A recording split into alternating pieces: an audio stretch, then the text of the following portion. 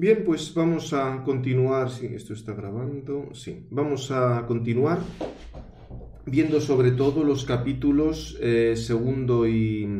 primero y segundo del texto este, lo que dice de la sinodalidad en la escritura, la tradición y la iglesia. De nuevo vuelve a insistir lo de los datos normativos, no sé por qué narices no habla de la verdad. Recuerdan que en el centro fijaos, es una mezcla entre italianismo y lenguaje, el diseño divino, será el designio divino de salvación, resplandece en la vocación a la unión con Dios y en la unidad en él de todo el género humano que se cumple en Jesucristo, se realiza a través del ministerio de la Iglesia. Bueno, y aquí tenemos líneas de fondo para el discernimiento teológico, bla, bla, bla. Bien, partimos de la enseñanza de la Escritura. Aquí lo que se nos va a recordar son cosas elementales del hombre como imagen de Dios, el hombre como ser social.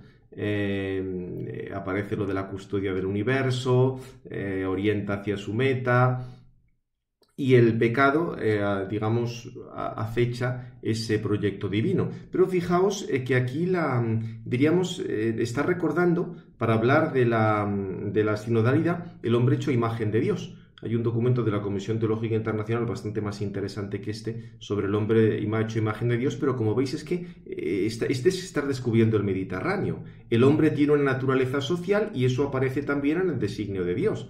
Claro, lógico, si no, no existiría la Iglesia, no existiría la sociedad, no existiría nada. Y aquí habla que menos mal aquí ya hablan de designio, no de diseño.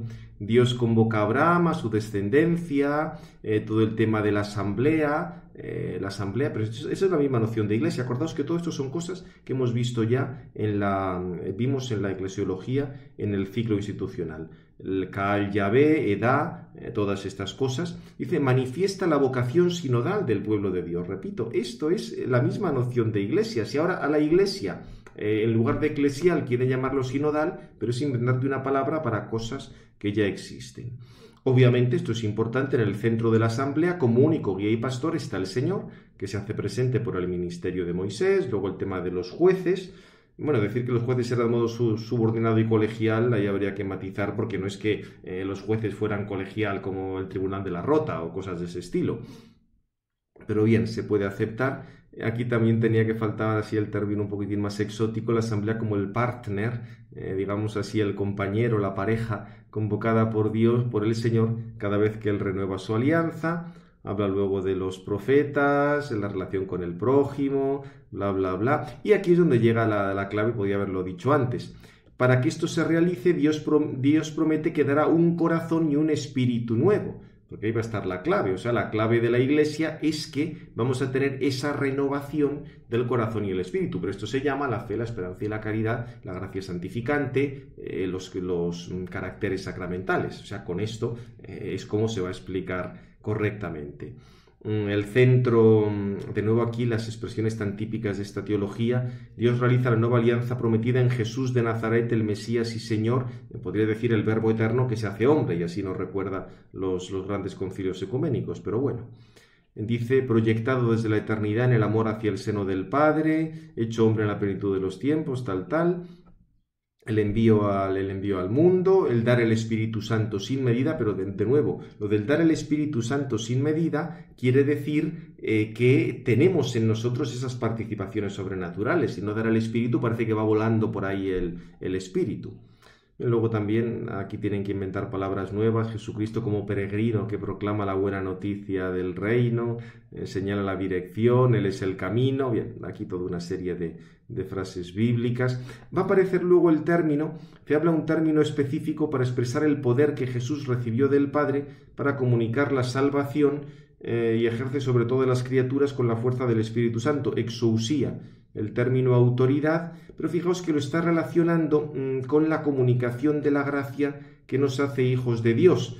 Pero claro, hay que distinguirlo de la autoridad que reciben los apóstoles del Señor resucitado. Repito, esto si se hubiera ido a la terminología más clásica es nitidísimo, porque los apóstoles van a tener esa misión especial que luego va a quedar en los obispos o en los presbíteros como el carácter propio del sacramento del orden, mientras que los bautizados van a tener otro carácter distinto, que es el del bautismo y el de la confirmación. Repito, todos hacen falta, solo que quizá esta terminología más bíblica, repito, siendo verdadera y la tenemos que mantener también, habría que completarla con la otra. Habla luego de esta exousía, de esta autoridad, que se expresa mediante pluralidad de dones espirituales y carismas que el Espíritu Santo otorga en el seno del pueblo de Dios para edificación del único cuerpo de Cristo. Aquí, de nuevo, repito, que toda la cuestión de ver más en detalle esos dones de la gracia santificante sería algo mucho más claro. Aparece aquí la necesidad de guiar a la Iglesia conforme al depósito de la fe. Y fijaos, aquí es curioso, el término charisma evoca también la gratuidad y la pluriformidad de la libre iniciativa del Espíritu que otorga a cada uno el propio don en vista a la utilidad común, pero, como reconoce aquí, siempre en orden a la caridad. O sea, por eso Santo Tomás podía indicar que todas las gracias gratis date, es el término técnico que utiliza para referirse a eso que San Pablo llama carismas, están al servicio y son inferiores a la caridad. O sea, es mucho más importante la caridad, la fe y la esperanza que el don de lenguas, aun suponiendo que fuera verdadero, o todas esas cosas. Porque, fijaos, eso es muy claro. La caridad, también la fe y la esperanza, sobre todo la caridad, se ordenan a unirte con Dios. Y en esa unión con Dios es lo que puede llegar también el beneficio a los hermanos, mientras que los otros dones son cosas que disponen, que pueden preparar, que son una ayuda para la unión con Dios, pero no te dan la unión con Dios. La unión con Dios te la da la caridad. El don de lenguas, las alabanzas, todas esas cosas pueden estar en torno a, pueden ser una ayuda, pero lo fundamental es la caridad. Aparecen luego los textos típicos de los Hechos de los Apóstoles, como digamos, actúan en común, aunque se proyecta sobre eso el lenguaje actual, llamados a ejercer en forma comunitaria el discernimiento de la voluntad del Señor resucitado. Pero eso, fijaos, el proyectar sobre la antigüedad cosas del momento es una cosa muy típica. O sea, pensar cuando en el siglo XVII o XVIII hacían un cuadro de San Luis y pintaban a Luis XIV. Ahora la cosa no da para tanto, porque ahora todo es mucho más cutre, pero es algo parecido. O sea, emplear esta terminología para cosas del siglo I o del siglo II. Dice, los discípulos en el ejercicio de sus respectivos roles, tenía que salir aquí la expresión argentina, tienen la responsabilidad de ponerse en actitud de escuchas de su voz para discernir el camino que deben seguir. Hombre, el problema es que esto no hay que ver, fijaos que en el caso de los apóstoles sí que se puede dar todavía esa comunicación de verdades que formen parte del depósito de la fe, pero aquí se produce y aparece aquí el tema de cuando deciden elegir a los diáconos o aquellos 7, pero fijaos que estamos en la parte constitutiva de la Iglesia, o sea, había que establecer ahí los grados del sacramento del orden. Acordaos que esto lo vimos en el texto sobre Messner. El peligro es que esto luego lo quieras pasar a lo habitual. O sea, porque es el gran lío que hay con el discernimiento. Porque con el discernimiento se están mezclando dos cosas. Una cosa es que alguien pueda tener el carisma de la profecía, que se dan casos rarísimos, alguien que tenga ese don para poder, digamos, tener ese conocimiento sobre otras cosas que Dios le revela para ayudar a otros, para hacer el bien, que eso puede darse, repito, pero son casos rarísimos. Y otra cosa es que actúe el don del Espíritu Santo de consejo, que eso sí que es lo más habitual, para poder ayudarnos en el bien, ser dóciles a las mociones del Espíritu Santo. Pero acordaos que el don de consejo funciona como un instinto espiritual, no funciona como una revelación, como si fuera el oráculo de Delfos, o que alguien entra en trance y empieza a decir palabras para saber lo que es ese discernimiento. Ojo, porque son dos cosas completamente distintas y, por supuesto, cualquiera de las dos son distintas de una técnica para, mezclando así cosas de los ejercicios de San Ignacio con psicología, hacer un discernimiento. No, las tres cosas son distintas y, desde luego, en la que más hay que fiarse es el tema del don de consejo, porque esas otras profecías no es que suelen abundar demasiado y siempre hay mucha más gente que cree que es profeta sin serlo, mientras que el don de consejo es algo muchísimo más discreto, como todos los dones del Espíritu Santo, sin espectáculos. Bien, habla luego de lo que se ha llamado el Concilio de Jerusalén, la importancia que tiene pues para determinar una serie de cosas. El tema de, que hubo una discusión, apóstoles y ancianos, bien, lo va describiendo así un poco con terminología griega y también un poco con las palabras actuales. aparece la idea de que está toda la comunidad con esa decisión. Bien, tampoco es que esto nos aporte mucho más. Algún detalle de la participación. Fijaos, cuando habla con un poco más de rigor, tiene que emplear siempre el término participación, como todas estas criaturas se unen en el alabanza a Dios en el Apocalipsis.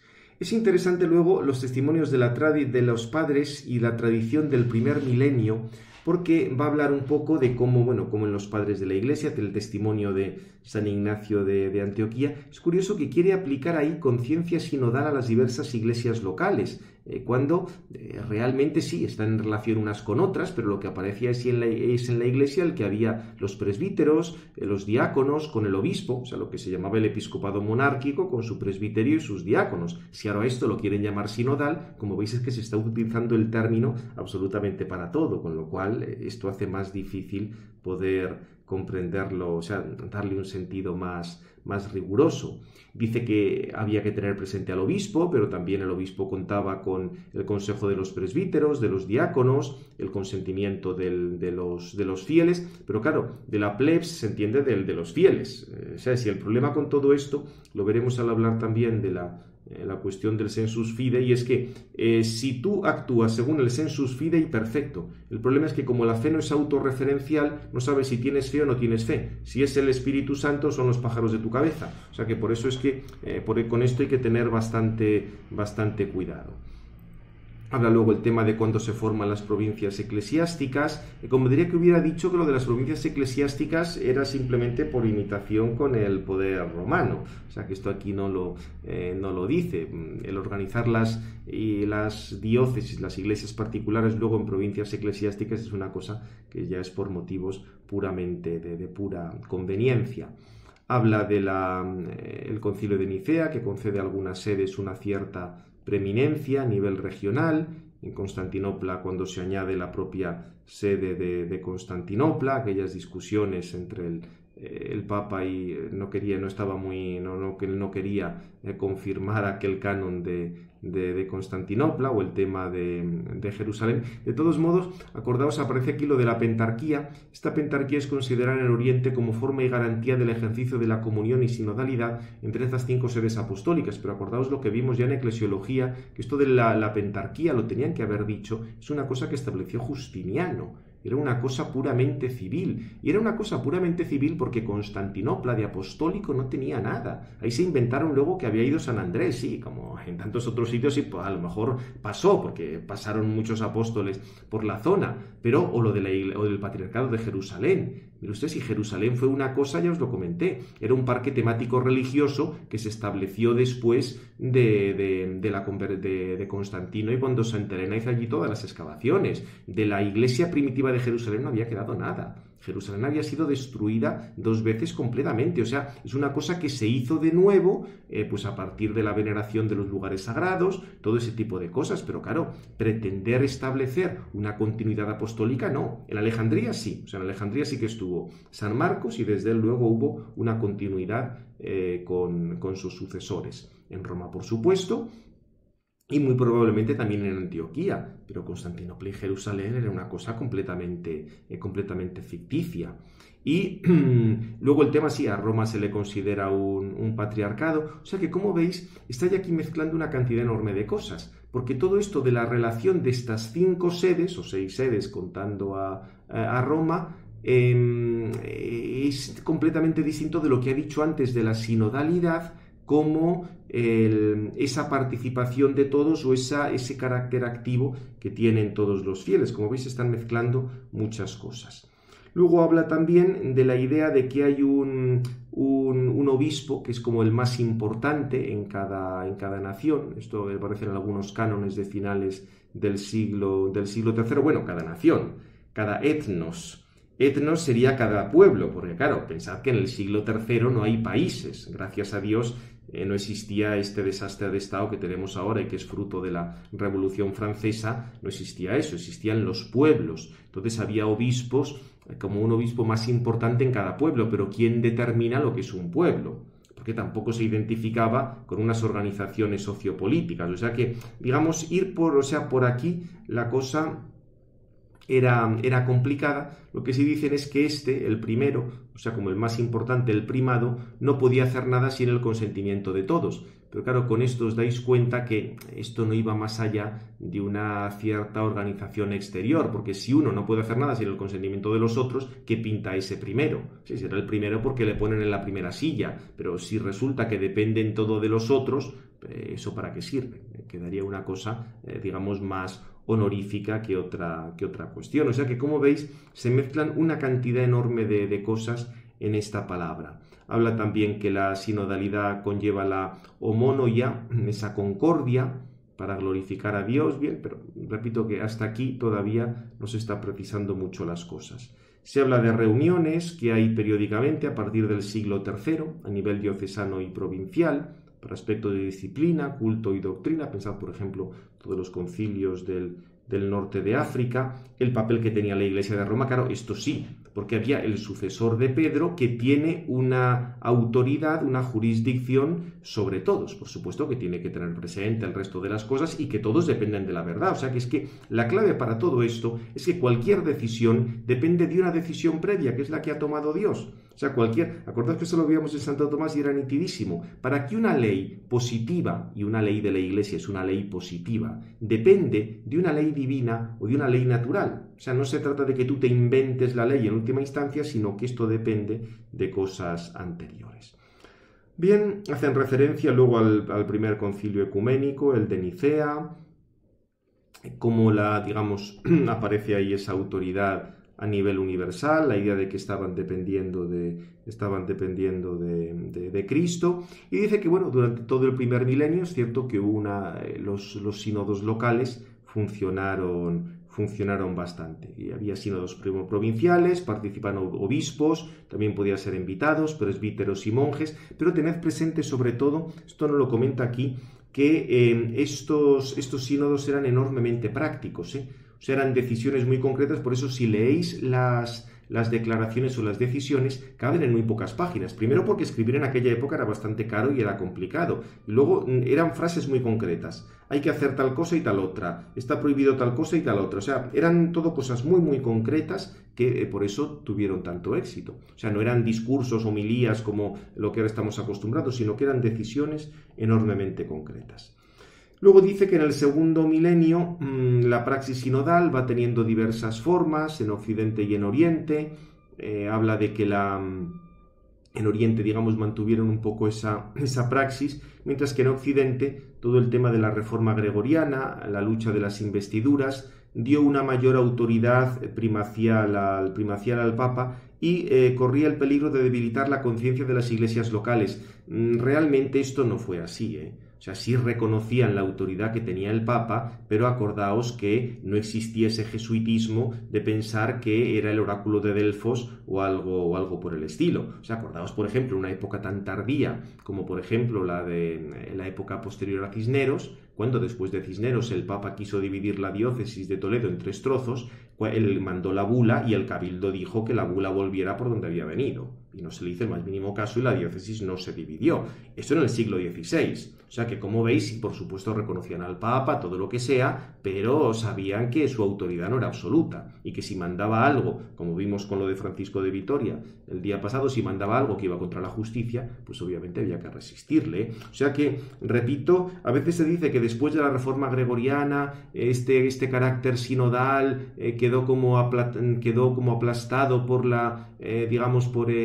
esta intervención del Papa. No, o sea, ahí están proyectando cosas que sucedieron después del Vaticano I, con cierto triunfo de una mentalidad jesuítica que tendía, digamos, a avasallar todo, con un cierto nominalismo de fondo, pero ya digo, en toda la Edad Media sigue siendo enormemente importante el tema de los sínodos, y aquí lo reconoce en la época de Carlomagno, en la época de Cluny. Hace una referencia al tema del problema que se dio con el cisma de Occidente y los peligros del conciliarismo, que llevaban a olvidar la autoridad del Papa, el tema del concilio de Trento. Recuerda que en Trento Dice, ya no tiene la figura de un concilio de la Christianitas como en el medievo, ahora se privilegia la participación de obispos junto con superiores de órdenes religiosas y de congregaciones monásticas, mientras que los legados de príncipes, aunque participan de las sesiones, no tienen derecho al voto. Bien, pero esto, digamos, fueron cosas más bien secundarias. Trento es prácticamente del mismo estilo de otros concilios anteriores. Habla también de la norma de que se celebraran sínodos diocesanos cada año y provinciales cada 3 años, pero la idea era no para hacer nuevas homilías cada año o cada 3 años, sino para dar unos decretos concretísimos para que se aplicara la reforma de Trento. Lo que pasa es que eso era una cosa muy, muy cara. Pensad lo carísimo que era organizar estas cosas en aquella época, lo difícil que era movilizar a la gente, y de hecho habían bastantes menos concilios provinciales, pero cuando los hacían eran cosas muy, muy concretas y duraban muy, muy pocos días. Recordaba que los sínodos diocesanos y provinciales, celebrados a partir de Trento, no tenían como objeto, según la cultura del templo, del tiempo, suscitar la corresponsabilidad activa de todo el pueblo de Dios, Congregatio Fidelium, sino transmitir y poner en práctica normas y disposiciones. Y dice que la reacción apologética ante la crítica a la autoridad eclesiástica por parte de la Reforma protestante y su impugnación por parte de numerosas vertientes en el pensamiento moderno acentuó la versión jerarcológico de la Iglesia como sociedad perfecta y de desiguales, llegando a identificar a los pastores, teniendo en su vértice al Papa, con la Ecclesia Docens y al resto del pueblo de Dios con la Iglesia Discens. Esto hay que decir, lo siento, pero esto no fue así. O sea, no es así. Por supuesto que había una serie de decisiones que les corresponden solo a los pastores. O sea, cómo se organiza el oficio divino corresponde a los pastores. Pero decir que no había una corresponsabilidad activa de todo el pueblo de Dios es falso. Acordaos aquella anécdota que se cuenta, que cuando Paulo III es el papa que aprobó a los jesuitas, aprobó también un oficio así más breve para que la gente tardara menos en rezar el breviario, pero solo para el uso privado. En algunos lo podían utilizar los sacerdotes que se dedicaban a la enseñanza o que no podían, estaban mal de tiempo, pero es curioso, San Francisco Javier, por ejemplo, aunque tenía permiso para usarlo, prefirió utilizar el breviario romano, que era más largo, y no es porque él no evangelizara, pero se daba cuenta de que, el tiempo que se dedicaba a rezar no es que se quitara la pastoral, sino que el rezar era parte de la pastoral. Pues bien, en ese contexto hubo algún cabildo en Aragón, ahora no recuerdo exactamente el lugar, y como cambiaron del breviario largo, el romano, al breviario corto, el de Paulo III, tardaban menos en rezar las horas. Entonces, la gente del pueblo, o sea, los fieles, los que aquí dicen que no eran responsables activos, fueron a denunciar, y además con palos para apresarles, a aquellos canónigos a la Inquisición, porque decían que se habían hecho luteranos porque estaban rezando menos de lo que les correspondía. O sea, si eso no era corresponsabilidad activa y si eso no era participación, a mí que me digan lo que es. O sea, otra cosa es que sí, no había los superlaicos que tenemos ahora, ni estos que se reúnen, pero la gente tenía muy clara lo que era su fe. Los laicos y los curas. O sea que en ese sentido, decir que no había corresponsabilidad activa, esto hay que discutirlo bastante. Por supuesto que, el problema de la distinguir entre una Ecclesia Docens, solo los pastores, y Ecclesia Discens, repito, esto es una cosa ya muy típica después del Vaticano I, de que se ha llegado en plan de este aspecto, época contrarrevolucionaria, de exaltar la autoridad del Papa Rey y todo ese tipo de cosas, porque todos los teólogos tenían claro que tanto fieles como pastores tenían fe, y para tener fe es el Espíritu Santo quien te está moviendo.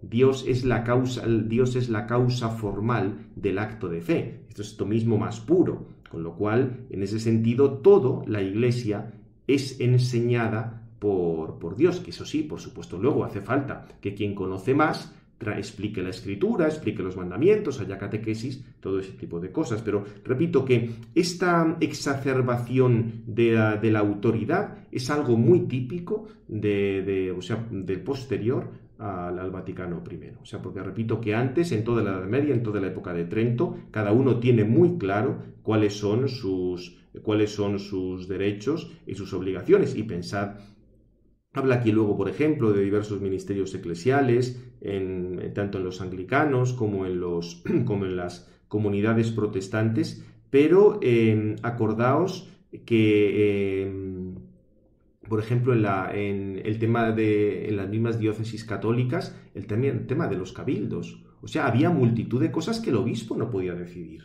O sea, porque necesitaba contar con la aprobación del cabildo o había una serie de derechos adquiridos que no podía quitar. O sea, y esto, cuando ha venido, de esto todavía quedaba algo en el código del 1917. En el actual ya lo han cambiado todo. O sea, pensar que en el actual, por ejemplo, para determinadas operaciones se necesita el voto del colegio de consultores. Un colegio de consultores que ha nombrado el obispo. Y si algún consultor le ha preguntado algo al obispo, en la siguiente cosa ya la han quitado. O sea, esto es un caso que ha pasado aquí en la diócesis. Determinada persona hizo una serie de objeciones sobre cómo se estaban gastando los dineros y en la siguiente vez que hubo que renovar, tal persona ya no estaba dentro del colegio de consultores. O sea, eso es con el código actual, porque con el anterior, como había cargos que una vez nombrados solo se podían quitar por un proceso judicial, había muchísima más estabilidad, o sea, había muchísima más corresponsabilidad. O sea que por esto, que no se quieren aquí cargar las tintas, que si en Trento y demás, porque gran parte de quitar esta responsabilidad es de nuestros días, O sea, es el haber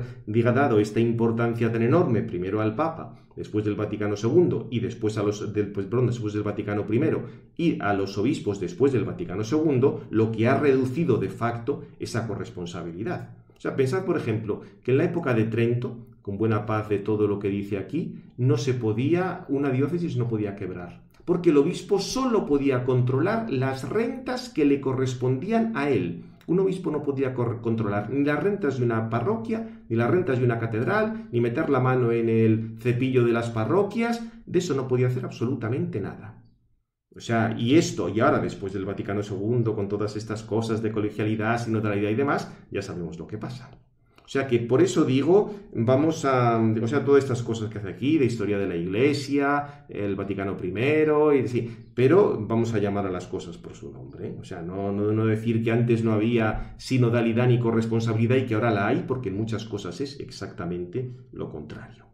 Bien, podéis leer aquí luego lo que comenta de la infalibilidad, que repito, explica que la infalibilidad no va contra el consenso de la Iglesia, sino que los papas buscaron, digamos, cuál era la fe de las personas antes de definir. Habla aquí de otros autores que pudieron intervenir. En fin, tenéis aquí toda una serie de textos, pero que esto nos interesa menos porque son ya, hace aquí ya una presentación respecto al Vaticano II, la Lumen Gentium, Christus Dominus, todo esto, y luego Juan Pablo II. Pero repito que en esas cosas concretas del derecho, que es una lástima que no las trate, repito, hemos ido hacia atrás, en la Iglesia latina. O sea, había muchísimas más cosas, con muchísima más sinodalidad, si entiendes sinodalidad, por corresponsabilidad, por descentralización de lo que tenemos ahora. Desde luego, en la parte económica, absolutamente. O sea, eso no cabe la más mínima duda. Bien, aquí repito, en esta parte final es como un resumen de cosas más recientes, pero esto nos interesa menos. Quizá la parte más densa teológicamente, por decirlo de alguna manera, sería esta, donde se habla de hacia una teología de la sinodalidad. Y dice que la sinodalidad es la dimensión constitutiva de la Iglesia. Claro, lo que hemos visto, si se entiende por sinodalidad la actividad de cada fiel, por supuesto.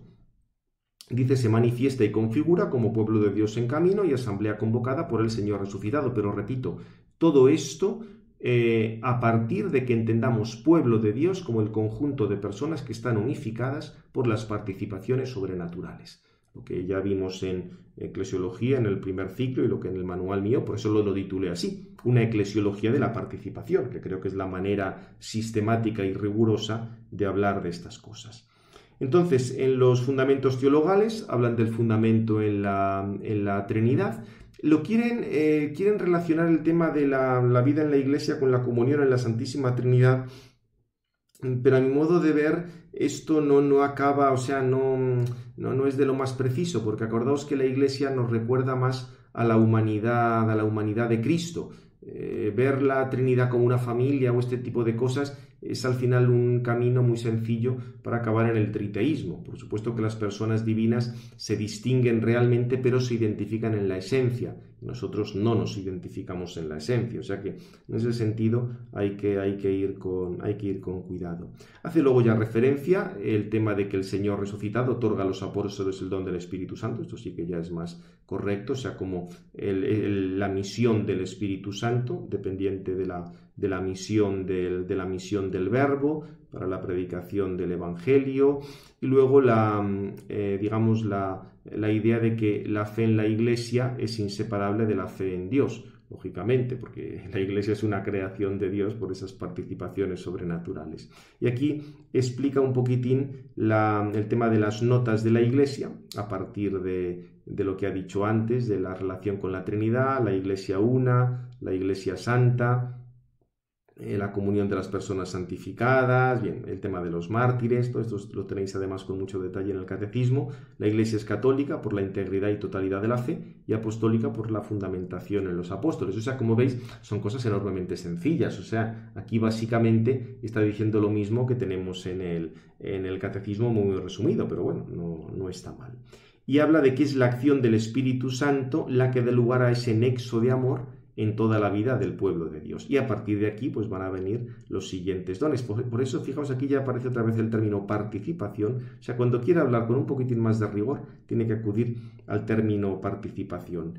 Mejoraría mucho si hubiera hablado, al hablar de dones jerárquicos y carismáticos, entrara con más detalle en el tema de las diversas participaciones, virtudes teologales, caracteres sacramentales, dones del Espíritu Santo, porque esto creo que ayuda a entender mucho mejor las cosas.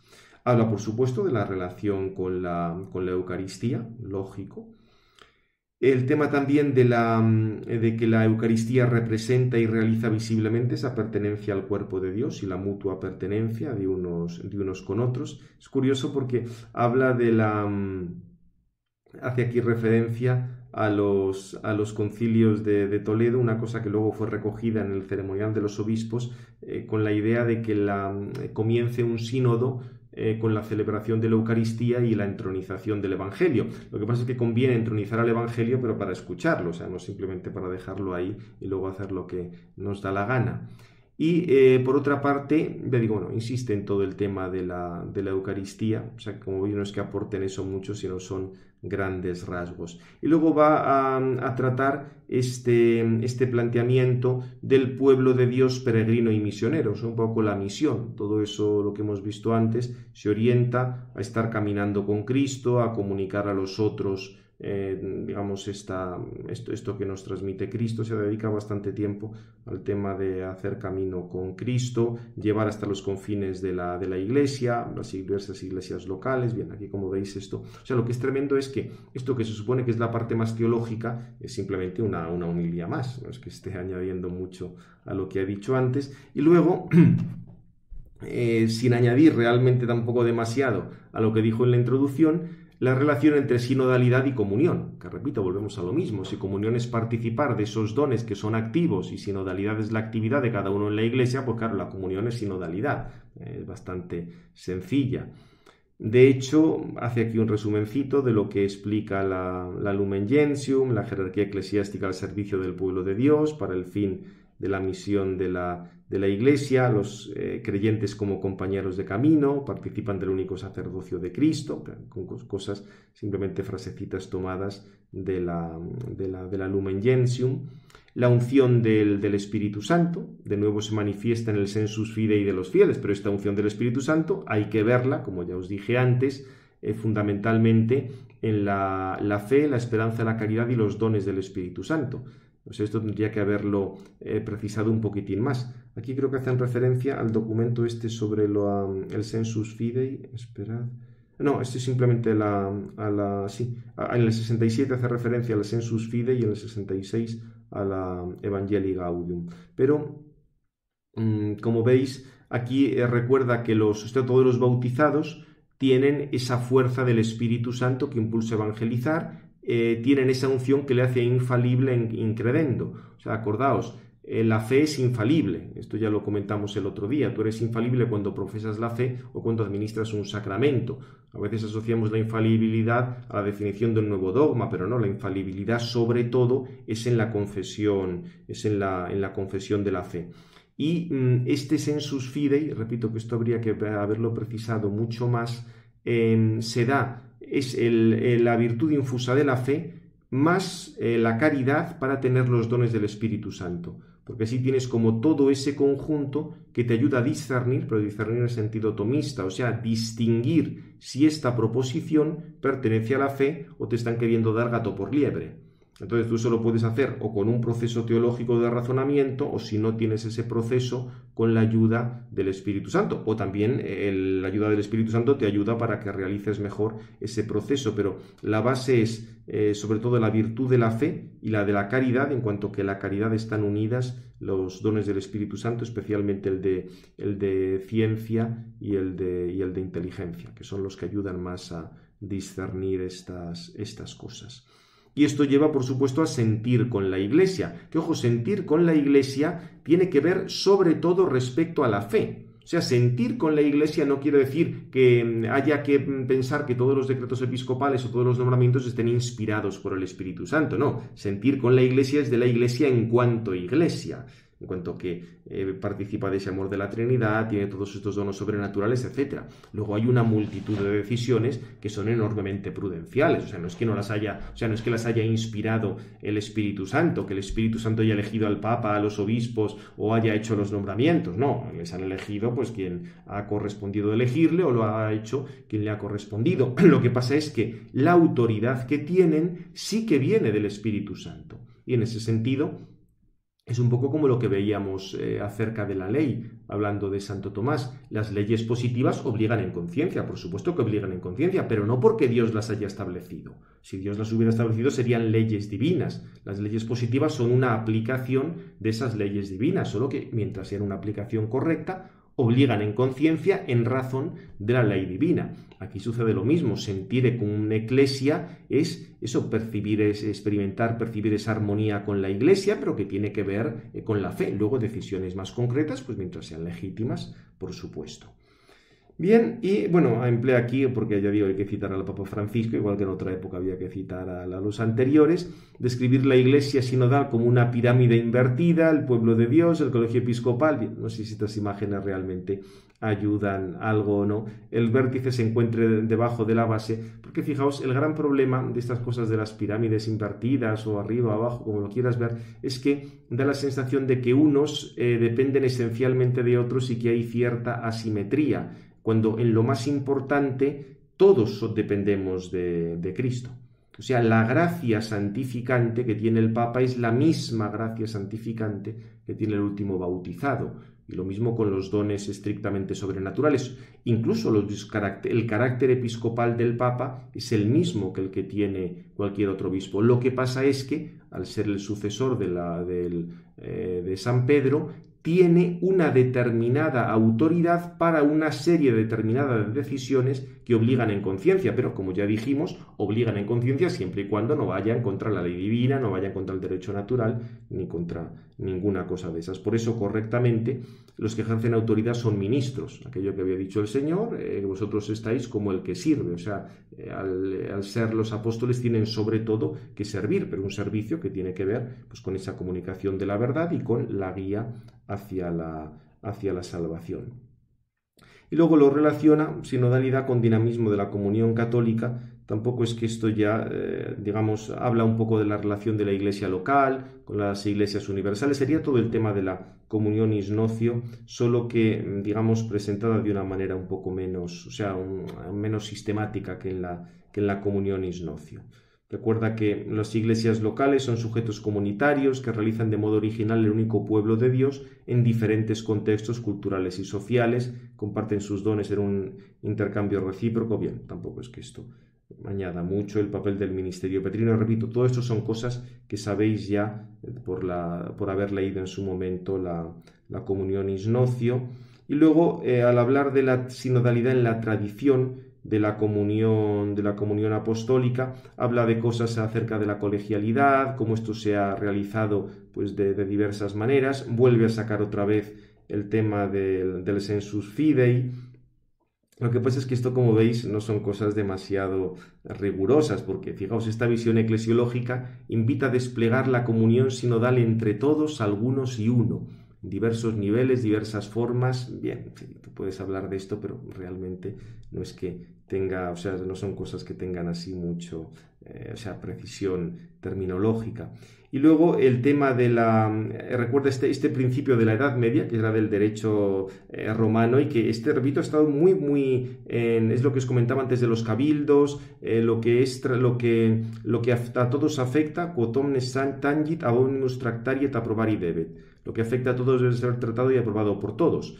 Esto es lo que, digamos, esto lo tenían muy claro, y por eso no es que el obispo fuera dueño y señor para hacer lo que le diera la gana, no. Había una serie de derechos adquiridos que no es que alguien pudiera patear. Esto, si lo sacas de quicio, este axioma, te lleva al conciliarismo o al parlamentarismo, pero si lo entiendes correctamente, lo que te recuerda es que la autoridad no es un absoluto. O sea, fijaos que en esto además, porque luego también habla de participación y autoridad en la vida sinodal de la Iglesia, habla aquí de la importancia que tiene cuando se habla de que hay votos que no son decisivos, pero que son consultivos, y hay que tenerlos presentes. O sea, el voto consultivo no es una cosa que se pueda mandar fuera como si fuera algo que no vale absolutamente nada. O sea, el problema, pero claro, esto ya sale un poco de la eclesiología. Fijaos que es que, por desgracia, además en los países latinos, o sea, todos los que hemos padecido las consecuencias de la Revolución Francesa, en Alemania la padecieron menos y en los países anglosajones todavía menos, la idea esta de que hay un Estado omnipotente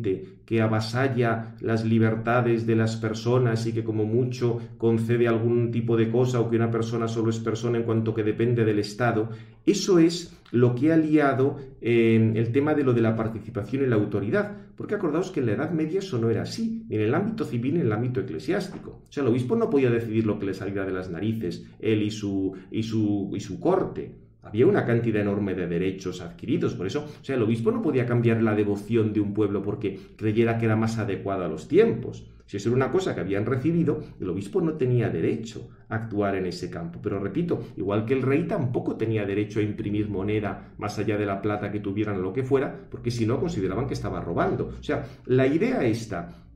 O sea, aquí lo que ha liado todo es la noción de Estado que brota de la Revolución Francesa y del Código Napoleónico, donde parece que el Estado, digamos, es como la expresión de esa racionalidad absoluta y los individuos le están completamente sometidos. O sea, que es un sometimiento mucho mayor que lo que antes eran los absolutismos, porque el absolutismo reconocía que los soberanos absolutos en realidad reconocían la existencia de Dios, reconocían que ellos no eran la fuente del derecho, sino que había una fuente del derecho anterior a ellos, cosa que en muchos planteamientos que brotan de la Revolución Francesa y del Estado hegeliano no está. O sea, el problema es cuando eso lo aplicas a la Iglesia. Por eso, recuerda, y esto sí que me parece interesante, que cuando se habla de un voto consultivo es importante. No es el sentido de que hay en el derecho civil, se entiende en el derecho civil napoleónico o en el derecho civil que depende de la Revolución Francesa. O sea, es que las personas pueden realmente aportar. Y en ese sentido, los pastores no son dueños absolutos que puedan hacer lo que les dé la gana. O sea que, en realidad, este punto es importante sobre la sinodalidad, pero repito, habría que enriquecerlo con un mayor rigor a partir de lo de las participaciones sobrenaturales, los caracteres sacramentales, el derecho que digamos que brota de eso, porque eso da lugar a unas distinciones en la Iglesia y a unos derechos. Fijaos que al final, digamos, por dar una síntesis, y con esto nos quedamos ya, ¿en qué sentido? La sinodalidad es dimensión constitutiva de la Iglesia, habla de un estilo de la vida de la Iglesia que tiene que ver con la escucha comunitaria de la palabra y la celebración de la Eucaristía. En segundo lugar, serían ya estructuras y procesos eclesiales en los que esto se expresa a nivel institucional. Y aquí es donde puede estar el peligro, digamos, en convertir esto en un conjunto de asambleas donde vayan los superlaicos, los laicos que cobran de la Iglesia, todo este tipo de cosas y, digamos, monopolicen esas estructuras o procesos, pero realmente tiene que haber unas estructuras o procesos y luego habrá unos acontecimientos sinodales. Ahí ya sería lo que es el sínodo, donde está el obispo y algunos, o sea, ya lo que sería el sínodo tal como lo establece el derecho canónico, sea un sínodo diocesano, o sea el sínodo de los obispos en Roma, o lo que sea. Bien, pues con esto lo dejamos aquí. Como veis, no es un documento que sea para tirar cohetes, como se dice habitualmente. Podían haber dicho lo mismo reduciendo enormemente la extensión, pero hay algunas ideas que sí que pueden ser interesantes. Lo dejamos aquí. Gloria al Padre, al Hijo y al Espíritu Santo, como era en el principio, ahora y siempre, por los siglos de los siglos. Amén. Sagrado Corazón de Jesús, en vos confío.